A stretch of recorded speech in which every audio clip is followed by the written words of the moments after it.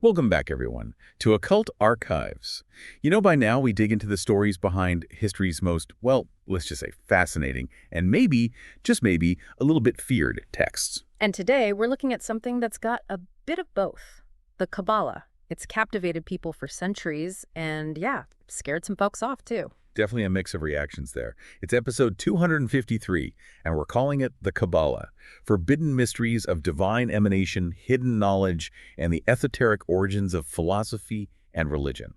You've brought some really interesting sources for us today. They suggest this whole system of thought, the Kabbalah, kind of touches everything from philosophy to mysticism to religion. It's pretty vast. I think one of the things that makes it so fascinating is that it's not like one book, one set of rules. The Kabbalah, it's more like, well, imagine a river of ideas about the divine, about the universe, flowing through different texts and traditions for centuries. And your sources, they really show just how many sides this thing has. Yeah, that's one of the challenges we always face when we dive into something this big. So where do we even start? We're trying to map this whole landscape for our listeners, right? We want to get to the heart of things, the big ideas. We're talking about that whole divine emanation thing, the idea of hidden wisdom and how it all connects, or maybe doesn't connect to the bigger picture of philosophy and religion. Well, maybe the best place to start is the beginning, right? Where did the Kabbalists themselves think this all came from? How old did they believe it was? Okay, yeah, that makes sense. Going back to the source, so to speak. And in our sources, they say that the Kabbalists themselves, they believe this tradition was ancient, like really, really old. Some stories even go as far as saying it came from angels, that they came down to earth and gave this knowledge to the first human to kind of guide him back to, well, that whole state of grace before things went wrong. Ugh. Ah, the Garden of Eden story. Yeah, that's a powerful image, isn't it? You start with a story like that, and suddenly you're not just dealing with human ideas, you're dealing with something sacred, something revealed by a higher power, something from the very beginning of human consciousness. Exactly. And then there's another version, right? This one says that Moses got it directly from God up on Mount Sinai, and then he passed it down, this secret knowledge, to 70 elders. So it wasn't written down right away. It was passed down orally from one generation to the next until Ezra finally wrote it down alongside the Torah. And the Kabbalists, they seem to accept this idea of a secret oral tradition. It's interesting how often that comes up, this idea of oral transmission, the idea that the real knowledge isn't written down, it's passed down from teacher to student. It's like a special pathway to a deeper understanding of things, a kind of knowledge that you can't just get from reading a book. But, like with so many things in history, the story gets a bit more complicated. Scholars, they have a different view. They're not so sure about this whole super ancient origin story. For example, the Sefer Yetzirah, which is one of the most important Kabbalistic texts, it has these ideas that are attributed to Abraham. Now, Abraham's a big deal in Jewish tradition, right? So attributing these ideas to him, it's like they're trying to give them more weight, more authority. It's like saying, hey, look, this stuff is important. It goes all the way back to Abraham. It's this really interesting dance between tradition and, I guess, the human need to make sure the things we believe in are legitimate, that they're grounded in something solid. Exactly. And it doesn't stop there. There are other important texts like the Zohar, the Book of Brightness, and scholars are still debating when they were written, who wrote them. It's not a simple, straightforward answer. Yeah, the Zohar especially. Tradition says it was written by Rabbi Shimon Bar Yochai way back in the 2nd century CE. But lots of scholars today, they think it was actually put together much later, maybe in the 13th century, by a guy named Moses de Leon. It's like, even within a tradition as spiritual and mystical as the Kabbalah, history is still a mystery that needs to be solved. And this is where it starts getting really fascinating for me. One of the reasons some scholars think the Zohar might be older, maybe not from Europe, is because it doesn't have any Aristotelian philosophy in it. Aristotle, he was huge in medieval Europe, right? His ideas were everywhere. So if the Zohar was really from 13th century Europe, you'd think it would have some of his ideas in it. It's a bit like finding a piece of a puzzle that doesn't quite fit. And there's another thing. The Zohar doesn't mention Christianity or Jesus at all. That's another reason some people think it was either written before Christianity became a big deal or outside of Europe where Christianity was the dominant religion. It's like a little clue that suggests maybe it wasn't written where and when we thought it was. So we've got these traditional beliefs about the Kabbalah being super old, maybe even coming from angels. And then we've got scholars saying, hold on, maybe it's not that simple. It's like the history of the Kabbalah is just as layered and mysterious as the Kabbalah itself. Absolutely. And speaking of the Kabbalah itself, maybe we should talk about some of its core ideas, like what about those Sephiroths? I know they're a big deal. The Sephiroths, yeah. They're kind of like the building blocks of the divine, right? Our sources say there are 10 of them. But they're not like separate gods, are they? It's not like they're each controlling a different part of the universe. Not exactly, and that's a really important point to understand. The Sephiroth, they're not separate beings, they're more like aspects, emanations of the one God. It's like imagine a beam of white light shining through a prism. The light's all one thing, but the prism splits it into all these different colors, right? Each color shows you a different aspect of that same light. So each Sephiroth, it's got the fullness of God in it, and together they make up the highest, most complete manifestation of God, something called Adam Kadmon, the primordial or celestial man. So instead of a bunch of different gods, it's more like 10 different ways of understanding the one God. Yeah, that's a good way to think about it. Now, the interesting thing is there are different ways to list and understand these Sephiroth. The Sefer Yetzirah, it talks about spirit, breath, and word as the most basic ones, the foundations. But the Zohar, it gives a more detailed list. Crown, wisdom, intelligence, grace or mercy, judgment, beauty, triumph, glory, foundation, and kingdom. It's like having different maps of the same territory, each one highlighting different landmarks. And even though the lists are different, they both seem to be pointing to some really fundamental ideas. The power of language to create, the balance between mercy and justice, the idea of ultimate sovereignty. Absolutely. And to explain how this all works, how these different Sephiroth can be part of one God, the Kabbalists use this great analogy. Think of the 10 fingers on your two hands. Each finger is different, right? Different shape, different function. But they're all part of the same hand, working together. That's a really clear image.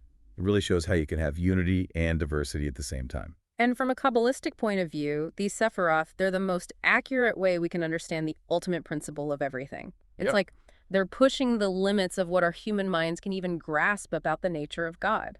Our sources also point out something interesting about the first three Sephiroth: crown, wisdom, and intelligence.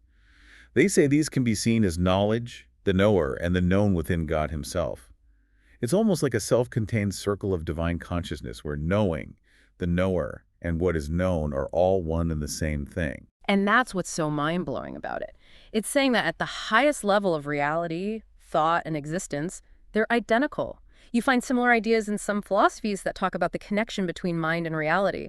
But the Kabbalah, it takes this idea to its ultimate conclusion, to the source of everything. So we've talked about the structure of the divine. Now, how about creation itself? How does the Kabbalah explain how the universe came to be?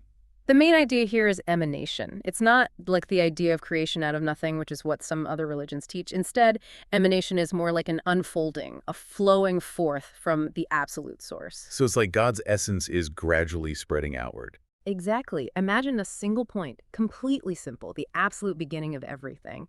And then this point starts to expand, to differentiate, creating layers upon layers of reality.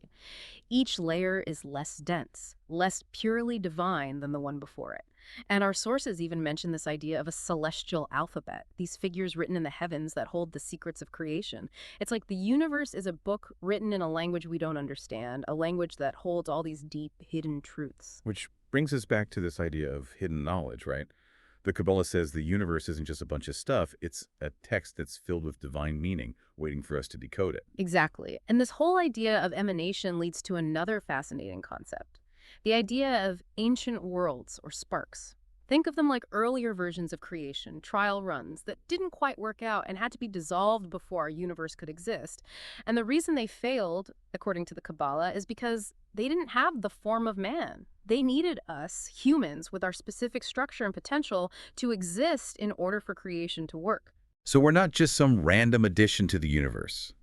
Our very form, our existence, is essential to the whole process of creation. It puts humanity in a whole new light, doesn't it? It's like we have this central role in the cosmic drama. We're not just along for the ride. And what about us as individuals? What does the Kabbalah say about the human soul?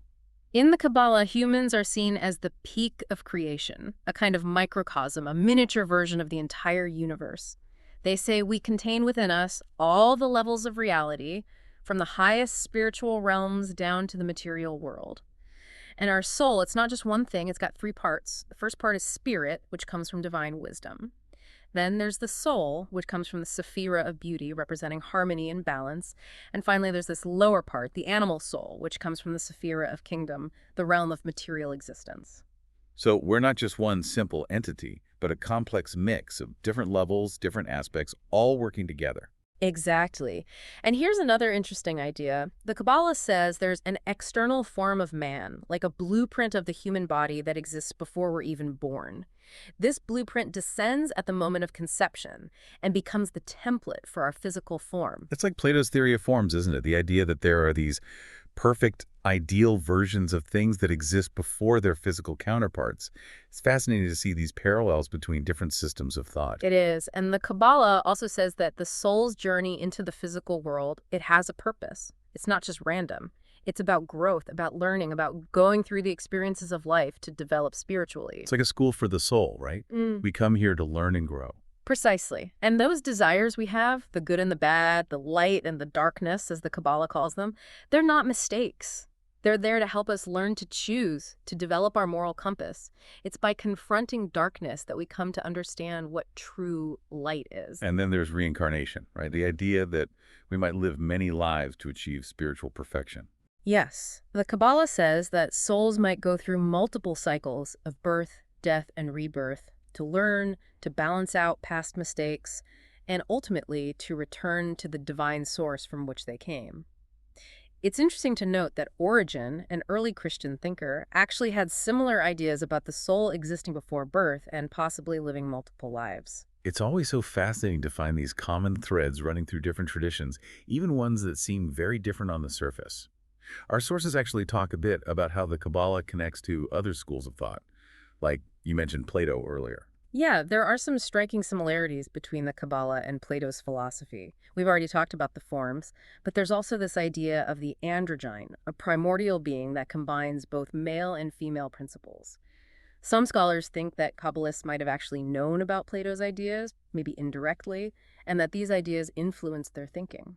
What about the Alexandrian school of thought with people like Philo? That's another interesting connection. Philo had this concept of God as an incorporeal place, and he talked about divine powers that act as intermediaries between God and creation. That sounds a lot like the Kabbalah's Sephiroth, right? But there are also important differences, especially in how they understand the nature of creation itself and the role of matter.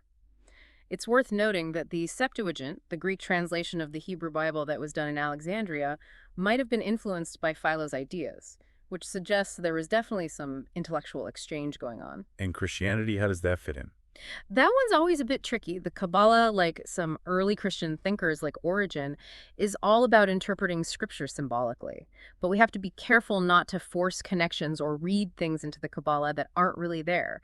There were definitely times when the Kabbalah and Christianity influenced each other, but they also have their own distinct paths. What about some of the Eastern traditions like the Chaldeans and Persians, specifically Zoroastrianism? There are some intriguing parallels there, too. They share ideas about a primal duality of light and darkness, about angels, and even about the soul having three parts: a spirit, a life force, and a moral principle. But there's a big difference. The Kabbalah is strictly monotheistic, believing in one God, while Zoroastrianism has this dualistic system with two opposing gods, one good and one evil. Of course, the Jewish people were exiled to Babylonia and then lived under Persian rule for a while, so they were definitely exposed to these ideas. And it's possible that they influenced the development of the Kabbalah. And lastly, what about the connections people sometimes make between the Kabbalah and Gnosticism, or groups like the Nazarenes? Well, there are some shared themes there for sure, like emanation, the idea of a heavenly man, and the importance of light and darkness. These were all ideas floating around in the ancient world, and it's not surprising that different groups picked them up and adapted them. But it's important to remember that each of these traditions has its own unique goals and frameworks.